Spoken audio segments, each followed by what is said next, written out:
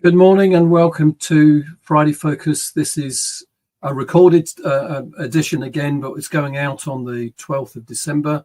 At this point, I will be with many others at the ASCL conference, ASCL Cymru. So if you're here and listening, welcome. Thank you for joining us. Please leave your comments if you're on LinkedIn or YouTube. Respond to us. We won't be able to respond live and we won't be able to put comments on the screen, but please do leave your comments and ask your questions as you do so well and so often. It's great to see the podcast and Smart Curriculum Network growing. We're seeing larger numbers of people involved and engaged, watching and engaging with this narrative. So thank you.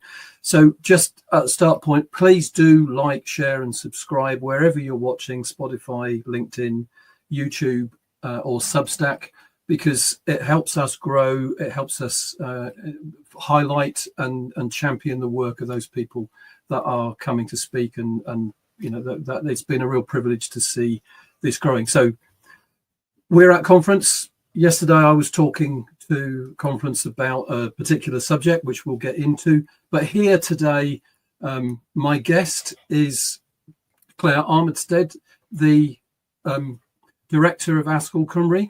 Welcome, Claire. Thank you for joining us today. It's really good to have you here. Just give us an introduction of yourself and what you do within ASCL and you know, a bit about what you're about at the moment and your journey to this point. Okay, thanks, Chris. So, as you said, I'm Claire Armitstead. I'm the Director of ASCL Cymru. ASCL is the Association of School and College Leaders. So we support as a union and as a professional association school leaders all over the UK, and I look after Wales. Prior to this, I was the head teacher in Rill High School in Denbighshire in North Wales for 15 years. And before that, Wrexham. And that's when I crossed the border. So before that time, I worked as a senior leader in a school in Runcorn, and also I started my career in a school in Birkenhead. Well, so your leadership experience is wonderful. Now Wales has been going through curriculum change for some time. So the curriculum for Wales is now being rolled out, and you've been, from ASCL's point of view, you've been pivotal in supporting that process. Where's Wales got to in the sense of, so because people that listen will be from all over the world and they'll experience curriculum change is no small thing to do on a national level.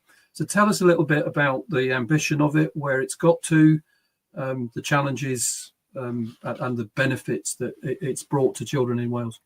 Okay, so I think the first thing to say is we didn't rush it. So, 12, 13 years ago, we started this conversation about curriculum change, and we started to look at what was really important. So I remember early on in its adaptation, we were talking about what we want a child to be when they finish education in Wales. And in my school, we wanted our children to be good people, happy people, brave people, people who could risk getting something wrong and try again. And the curriculum started and ended with those core purposes of what we wanted a human being to be, not what we wanted them to attain as our first driver. So, as we started our curriculum, we made sure it had breadth. We made sure it had relevance, but we also made it so that every child, independent of their starting cognitive ability, had a route, had a way that worked for them, and a route that they saw had validity. Gave them that pat on the back. I was rubbish. I'm a dyslexic chemist. I can remember thousands of spelling tests where I was the bottom of the class. But when you find one thing that you can do and you can do really well, it gives you the bravery to try something else. And that's what I think our whole curriculum was about. It was about making sure that every child got a chance to do something that they were good at. And as well, it was very much about trust. So in the Welsh system, when we started this new curriculum, nobody told us what it looked like. Nobody told us what had to be in it. We were told by Welsh Government, you create the curriculum that is right for your school, in your area. Now, I worked in a school that was quite a deprived area. I was able, for the first time, to meet the needs of all of my children by creating this thing that was right for them. So, it wouldn't have been great for my kids to do Latin, Maybe one or two of them had loved it, but they wouldn't have felt successful. They wouldn't have felt that they could do what they needed to do. But finding different things to do, finding different ways that they could achieve meant everything. And I think that feeling of trust from our government that we are going to be able to let your children thrive, and you know how. Yeah. That's something I don't think we could ever have predicted that we could work towards. And that, the people that know the curriculum for Wales will know that you start with those purpose statements, and it is exactly as you've described, isn't it? Children, being valuable citizens, they're making contribution to society because they see the purpose in that, themselves being. Yeah. And although, or how you've described it, it's not knowledge first, it's people first. It's people first, but we don't forget the knowledge. No, exactly. We know that every child needs their pathway, but we don't tell you the validity that you have as a citizen just based on knowledge. We want to know that you're a person who can do more, who can achieve more, and you have more breadth. So those 4 core purposes really set out. We want ethical citizens. We want people who know what's right and wrong. We don't just want people who can get an A star in English. And I think what was really important through the whole delivery of our curriculum, the whole creation, we very much protected it from unintended consequences. So often when we look at curriculum review, like I'm a chemist, like I said, so the STEM people would come in and say, yes, but science has to be everywhere. And the linguists would come in and say, no, but we desperately need modern foreign languages. No, that's not what this is about. This isn't about us owning a part of this agenda. This is about building a curriculum that's right for the children, and there will be nobody putting criteria on that. I think one of the best parts of it that really shook my idea of how it worked is they didn't just look at the skills of learning, they looked at the skills of being, the skills to know how to make a mistake and recover, the skills to know how to ask a question to get the right skills, to know what's valid and what's not. And that for children now is such an important part of just absolutely. Being online, and to value those statements. And they created everything that then went around it. So we started with our curriculum, then our qualifications changed to reflect what we're trying to develop in our curriculum. We started with our old inspection cycle, and our inspection cycle then changed to make sure it then led to the behaviours that we wanted rather than the behaviors that we didn't. And it's been done as a whole entity. Yeah. And I know, and this is perhaps where the kind of synergy between us, I've talked within the Smart Curriculum Network around, curriculum design being effective, efficient, but ethical. And the 3 E's need to be there. So, there's the drive to, yes, we haven't got a money that's endless pot. So it needs to be efficient, but legacy practice needs to be challenged because we need to be more efficient in a modern world with all the things that you've just said. It needs to be effective. So children do need the reward for success so that they can then go on to the next levels. But then it needs to be ethical. It needs the right thing for the right children at the right time. Something that's kept as well, Chris. The thing that I always worried about was I could get my children a C grade in English, but the minute they walked out of my building, they were no longer a C grade in English. I'd created a fakery, a sort of a crossing of a line rather than the growth of the skill. And I think what's really important is that the ethics behind what we do are for adult life. It's, we are giving you the skills to have the opportunity to be a better adult than those that came before you. And that's a really brave thing for a country to say, and to stand up to all of the aspects of a very, bureaucracy-led system to say, no, we're not having this change what we're doing. This is too important. This is the right thing. Yeah. I know our conversations you've said around, it's the heart, not the head. It's that none of us are saying you shouldn't have knowledge. None of us are saying it's not important. And none of us are saying, actually, I was looking at the rollout of the qualification framework within the system, it's really interesting to see. It's still GCSE based. Yeah. It still clutches of the same types of language. I know there's a drive to teach more of them in Welsh rather than in English, but because that's important within Wales. Yeah. But the actual subject titles and they're still there. I remember a conversation with John Gwing Jones from Fabisia and he's based in Penang in Malaysia, and basically saying, we'll use the qualifications, but leave us to do the curriculum, yes. And it's that same idea. The actual measures are not different, and in fact, his children are being far more successful than we are here by not teaching to the test, teaching the kind of background. It's really interesting to see that. I agree with you completely. And I think some people will hear what I'm saying and think that I'm saying that we want an easier passage for children, or we want less challenge or less accountability about what those children need. That's not what I'm saying at all. What I'm saying is, I felt, and I know so many of our school leaders in Wales felt, that it had to be what was right for each individual child. So a child with a reading age of 7 shouldn't necessarily have the same pathway at 11 as a child who has a reading age of 15. Every child should have what they need within that curriculum so that they can get to the end point that's based on their ability. So, we still push through those academic routes. So, we're still pushing through Oxbridge. But what we're also doing is those children who may have been left behind, we're finding a way for them. And our curriculum at Key Stage 3 means they don't turn off by the time they get there. I think for too long, our curriculum was just exam prep for years 9 and 10. It didn't grow love. It didn't grow passion for a subject. It just got you ready to answer the questions on the exam, where I think that's what's changed in Wales.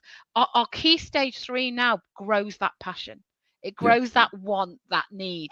It does it to make sure that when they get to those qualifications, which have the same level of rigor, they want to be there. It's not just a have to, they want to. And you've used the term already, that continuum of learning is kind of, that's the planning, definitely. It's the kind of golden thread that's through everything, that you're trying to move children to that point. I was really interesting, and so Estin and its evolution.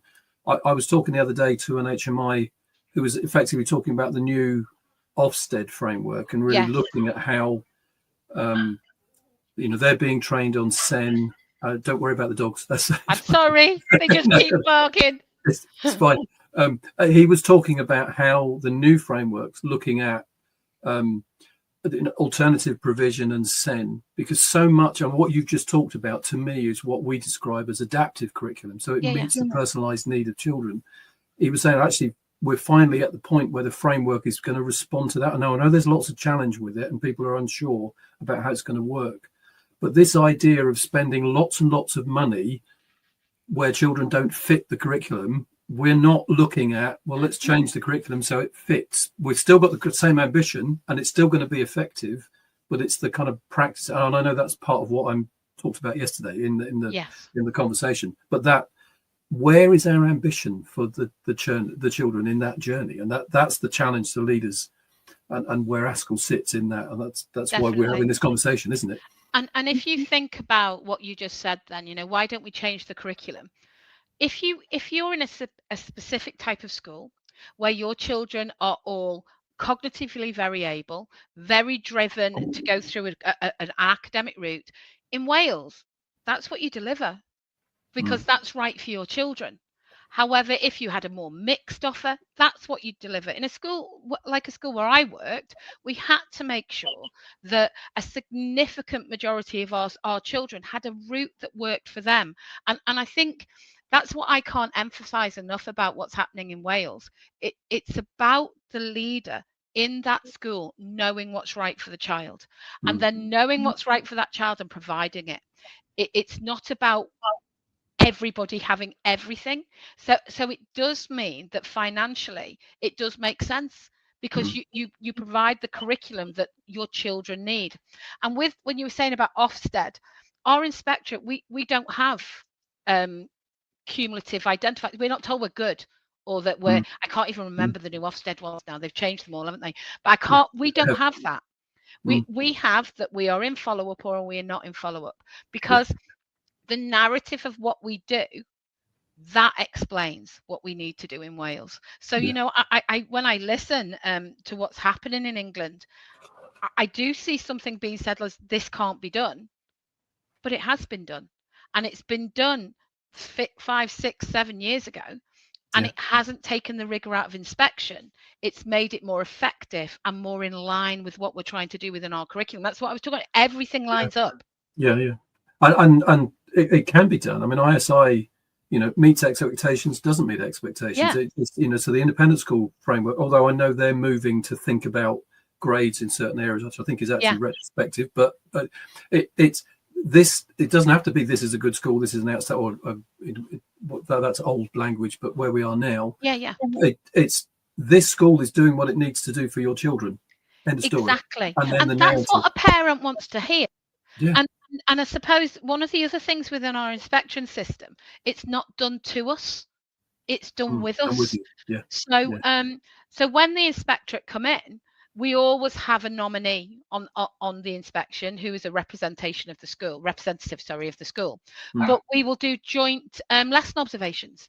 We will do joint book looks. We will do part of the process along with the inspectors to make sure that we are joint in measuring where our school's at and then looking for the ways for it to improve. And I think that as well builds a trust in the system. Rather than it's still terrifying, don't get me wrong, but you know, it's not all terror, it's terror and trust. Well, there has to be scrutiny, doesn't there? There's got to be because money. Exactly. There is an accountability for spending public money, and it needs to be high quality. But high stakes hasn't helped. I mean, I know people talk about weighing the pig. You know, you don't grow something by constantly weighing it. You grow it by feeding it. And encouraging it and doing all those other things. Our system is complex. It can't form a tick box. And so much of education is what you feel when you walk into that building, how those children act. Now that you can't measure easily along a set of criteria. So, you know, the complexity of our system can only really be measured when we consider all people's role within it. And I think that's something that we do very well in Wales. And that should be championed. I remember, and again, this was an English example. I remember at school challenging an Ofsted inspection, and I actually walked into the school with the HMI who came to do the appeal, and the person stood in the corridor and just watched the day, and he looked at me and said, "This is not an inadequate school. It's not. I can feel it. I can see it. There was no tick box and whatever. It was just, and now let's go and prove it. Let's go and find the evidence." And that's exactly what you're saying. It's that you know, we know that feel. We know this is the children are here. That, you know, I can see it's populated. I can see they're moving around well. I can see them going into classrooms. I can see the look on their faces because they've got, you know, anticipation of what's coming. So I you know, concur with that entirely. And that's that I know is that ethic.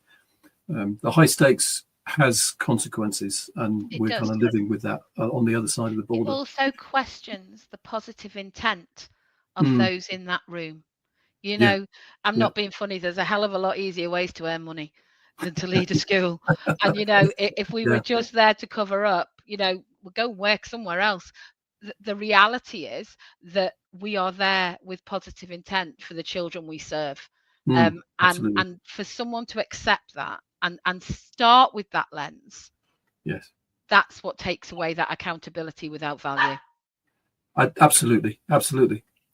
So where, with all these changes, 10 years of moving forward, where do you feel Wales is now in terms of all that's gone on?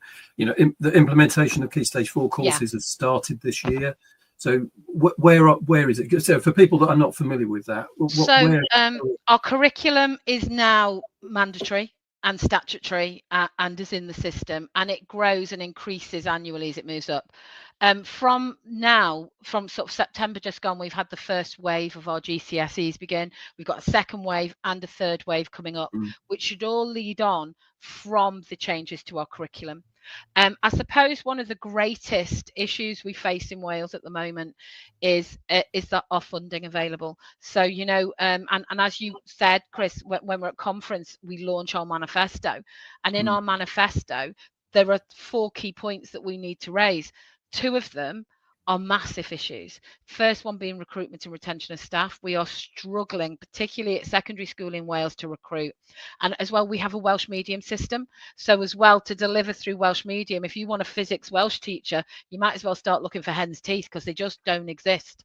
And then the finances to deliver it. We don't have a single funding formula for Wales. We have 22 different ones from 22 different local authorities, all led by local government, which means some of our children are financed very differently than others. When we're trying to do something so important nationally, when we're trying to sort of embed this curriculum, and not just embed it, but give it life and energy and passion, we can't do that when we're worrying about how we're going to put an English teacher in a classroom. Yeah. So, we face the same challenges as our friends across the border. I'd say we face them with less finance, and less availability. But I would hope that wouldn't get in the way of the intent of what we're trying to do with our curriculum reform. Which is part of the theme of what I'm talking. So that those 3 E's that I talk about, it needs to be effective. It needs to be efficient. Those things we take. The efficiency isn't just about cost cutting. It's about making sure we're putting the resource where it needs to be, and then ethical. And we've talked our way through that. Claire, I'm just going to pause for a second because I need to do the social media thing, and then we'll come back. And I'll let the dog out. Yes, and I'll come back. So just take off the stage for a second, and then I'll be back to you in a second. So this is a really interesting conversation about how Wales has approached that curriculum change, and there's lots of countries around the world that are considering that. If you think the UAE and Vision 2033, there's change going on in Asia Pacific regions in curriculum design, and know that in Eastern Europe and up into Kazakhstan, Uzbekistan, there are people that are looking at curriculum, and a lot of them are looking to the English curriculum or the UK curriculums in terms of how they are addressing that. So, if you're in any of those areas and interested in the work that we've been doing to support those processes, please just get in touch. I will put our contact details on the screen. They'll run across the bottom if you want to get hold of us. The office, we're completely remote companies, but please just contact us through that number, or info@smartcurriculum.net would get you to my team, who will pass on the messages around the company. As far as social media is concerned, we're on LinkedIn. This will be going out on LinkedIn Live on Friday the 12th. So if you're here with us, it's a recorded session. So if you're listening and you want to get involved in the conversation, please do just below the post. Please do like, share, and subscribe, because it really helps us grow this message, and it certainly has gone around the world. I'm constantly astounded when I hear messages of the Japanese government or in Australia, or I was being told this morning or earlier today about how some of this content is now feeding into a master's program for those that are doing masters in education, and just this more provocative thinking and change thinking in education. So if you're involved in those programs, again, please do get in touch. So we're on LinkedIn, we're on Substack, we're on Spotify, and YouTube. The video will be there. So please do get engaged with us. Join the conversation. It really is important to us. Like, share, and subscribe. Claire, let's go back to this manifesto. Tell us, so the things that are in the manifesto, you've just said there are 2 things which are quite big, and those, I guess, are people and finances from what you've described. Yes. What else is in there? So ALN system in Wales. So ALN is our SEN, our yes. Additional learning needs system. And we have had a full review of our additional learning needs system. And what it's meant is that we've actually found out it's broken. What we're actually delivering at the moment fails to meet the needs of the children, is so bureaucracy rich and support light. And we would question whether the time that we have, the finance we have, is being used in the right way to support the children who really need it. So we are asking for that system to be rescued. I like an emotive word. So, for me, it made no sense to say change it, because it can't be tinkered with. It can't just be a small tweak and it'll transform. It needs to be rescued, and needs to be rescued for the most vulnerable children in our system, to make sure that they get the life chances they are entitled with. And then the last one is about school readiness. So our fourth ask in our manifesto is to help ensure that our children are school ready. And we link that particularly to child poverty. So a third of children in Wales live in poverty. And one of the things that I find really difficult to line up in my brain is across the border in England, if a child's parents are on universal credit in secondary education, they get a free school meal. In Wales, they don't.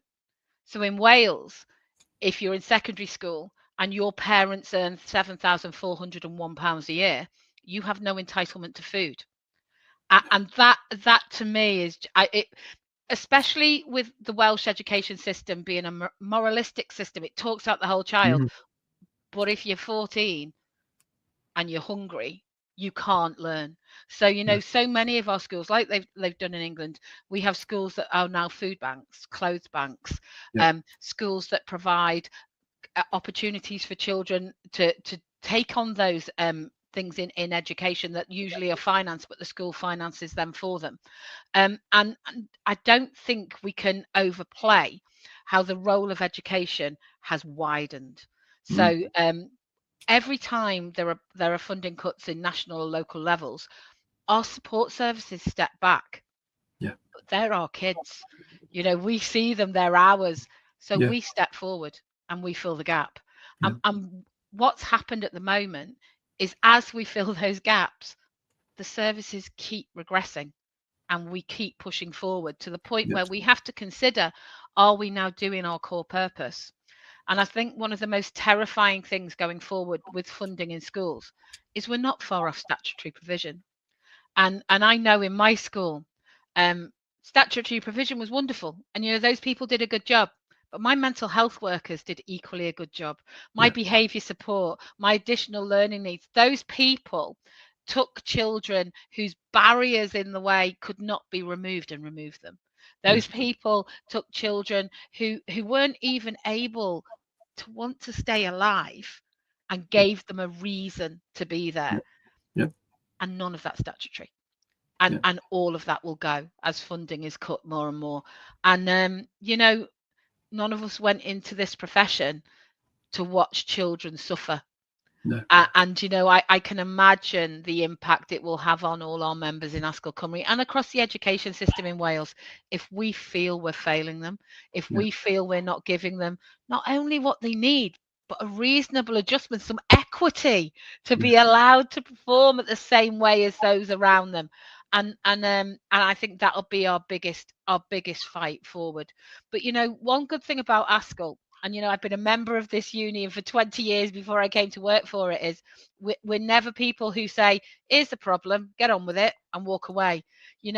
Our membership is the greatest resource any education system should have. It's full of school leaders who've done this job, who've walked this line, and who know the solutions and the barriers in the way. So we're there to help. So as soon as we'll have a new government in May, and in May Ascol Cymru will be there saying, here's the reality, listen to us, let us help you fix it, because if you don't, there will be a failure for a generation of children in Wales, and we won't let that happen. No, but that's I guess it's easy for people outside of the education world don't see that in the kind of ethic of teachers, and sadly lots of teachers walking away because they can't live with that journey is, and particularly young teachers that are coming in, and that's speaks back to that kind of retention issue.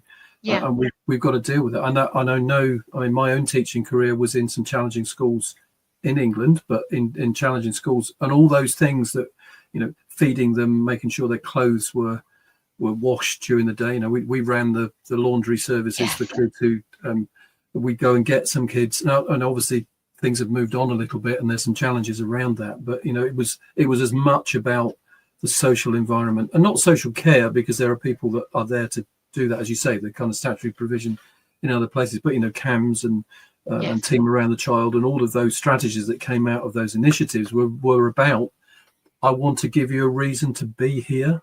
I'm not going to demand you come. I'm actually going to want you to come because you want to be here. We talk about we want you here. Yeah. We yeah, care about you. We want you to be the best version of yourself. And I think what maybe other people who haven't worked in schools don't realize is how much things have changed. So, in a very short period of time, we've had a massive change in the relationships we see in communities, with parents and with children. And one of the things that has been most sort of, I never expected to see this, was we have lost the expectation of our positive intent. So, now when we speak to people about, well, this child needs this, this, and this, they don't assume that we're actually looking out for the child. They assume that we're looking out for ourselves. And, as working in education for 32 years, I have rarely met a teacher who looks out for themselves. They are there and driven by the children that they work with. And so often will give themselves, will take from themselves to give. How many teachers do we know that buy things for the classroom because they want their children to have it because the school can't afford to buy it? Exactly. I mean, I even say that to my own daughter. So I watch it. But that's because, if you've lived with the ethic of that in your teaching career, it's who you are. It's what you do. But that shouldn't be, because it should be provided, as you said, it's a full service provision. It needs to be provided in that way by the facilities that are there to do it. I think one of the other things, Chris, sorry, if I could just add in, I think the perception, I'm not smiling, but it makes me giggle that people actually think teachers turn up at work at 9 o'clock and go home at 3 o'clock. I think one of the reasons we're struggling so hard to retain staff is we have no flexible way of working, or very limited flexible ways of working. And the expected hours that we ask our teachers and our school leaders to work are extreme. And they do it because it's for the children they serve. That's why they do it. Just to give you an overview, on our recent survey, we found that on a good week, school leaders in the building were working at least 58 hours. And they have a bad week every other week. And on a bad week, they were working 68 hours. So, I think when you talk about efficiency, we need to look at the efficiency of how we work, because I think no one's efficient after 58 hours in a building, are they? We need to look at doing what's right, what's our core provision, and doing it quickly and in a way that's effective. And I think there's an opportunity here for new technologies to be working with us to take away the things that shouldn't be taking our time, so we can focus on what matters in the classroom. And that's part of what I talk about so that there are some, it's that conversation I had about, disruptive practice or disruptive questioning, things that have always been structures, employment methodologies, all of those kind of things. People, and I know that some of the people that we work with are looking for flexibility. They're looking for ways of changing structures, and we bring that to the table. We say, well, this is what's going. It can't just be the outlier, the singles. We've got to challenge the way we think systematically, so that I'd say all those things about personalization, ALN, alternative provision, all of that is part of this. Are we providing what's right for the children? That's the ethical part. Is it right at the point of delivery to be flexible enough, adaptable enough to meet their needs? And we all know, Claire and you and I know, that when you put a school together, a curriculum tends to be, well, it's the same thing for everybody, and if you don't fit, I've got to find something else. That's how it's been for years. And I'm going to make you feel different. You're going to be the different one, the outlier that we push to the side. I agree. And that's why I think it's so important that we almost need to take a step back. We almost need to see it afresh, because what you said then, Chris, really resonated with me. We do so many things because they've been done since 1900. It doesn't mean we should keep doing them. We need to look at the needs and the wants of this new generation of learners, and we need to make sure our system is agile enough to deliver what they want. And to do that, we need to give the people in the profession the time to think and to grow, you know, to do what they need to do. But there's a characteristic there that it's part of the analytics that I've done over these years, that there was this ambition within a national curriculum, whether it be English or the Welsh or wherever, Scotland, Northern Ireland or another country, that every child needs to have this core purpose, this standard delivery. But the reality is that all children are different. It doesn't mean it has to be the same shape and size. You can have the ethic around, these are the basic building blocks, this is the baseline at which we're building from, but it doesn't mean it has to look the same. But unfortunately, every school you go to, it is the same. And if you don't fit, we'll do something else, alternative provision, ALN, SEN, or whatever that might be. And that's the challenge. How adaptable is our ethic to, we'll understand that core, and however that's delivered. And we know there's so many different models of delivery. You haven't got time to talk about them all. But it's that leadership confidence to say, well, I know what's the core. I know our core purposes. I know what we're doing, but we have the skills to be adaptable. And then that gives us the flexibility in staffing, and it gives us the flexibility in delivery. And I think that's, to me, that's the key message, giving people the confidence of operational to delivery. Say no. Confidence to do what's right, not what's always done. And when you're talking there about our core purpose, maybe there's been a time now where we step back and we look at what our core should be. Because I do understand, the skills that children must have to be effective as they move on. But do we forget some of the skills of resilience, of drive, of ambition, of visioning that maybe we just assume they'll pick up on the way? And maybe we need to look again at what our core provision should be. I get that. I've just been talking to, and I'm going to say his name again because he's been on the podcast, Marcelo Starakov. He's written this book, The Joy of Not Knowing. And if you watch any of his videos, you'll see he's actually getting to get children to the point to understand, I don't know that. And it's not failure. It's, so what have I got to do to know that? Opportunity. And it's a very different pedagogy. It's a very different approach of questioning. And that's the kind of strength that I see. And I know, so the Girls' Day School Trust doing big programs on failure. Well, it's so necessary because, certain groups are not necessarily, I mentioned one there, but that's quite a legacy one. But there are lots of them around all over the United Kingdom where these things are being challenged. It's really resilience, as you said there, is, to pick up that work on creativity that, Bill Lucas has done. So how are we measuring those things? So where are you on the mastery of resilience? Where are you on the mastery of problem solving? Where are you on whatever skill it might be within that framework? And what are you going to do in your maths classroom or your English classroom or your geography? That's the joy of this process, isn't it? Exactly. And the acknowledgement that not being there yet doesn't make you a failure. The opportunity to adapt, to change the way you do things, to learn, to grow, that's learning, not just being successful the first time you do it. And then giving up because you're not successful, because you haven't met a standard, and you feel, well, failure's not I was actually in a school the other day where a child was asking to be removed from a GCSE class because all of their grades were 9s and they'd got a subject where they were getting a 7, and they didn't want the 7 because they saw that as a failure. And I'm looking at it and thinking, how many schools around the country would actually grab you to say, come and get a 7 with us? That's brilliant.